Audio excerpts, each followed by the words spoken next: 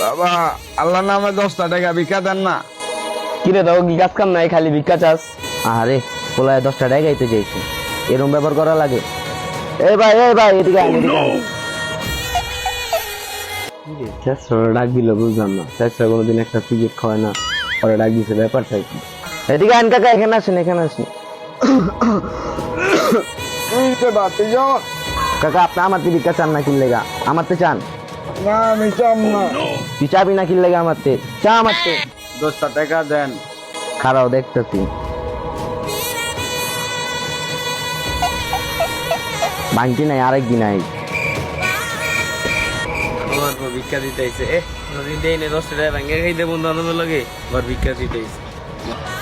কিছু কইলি আমারে?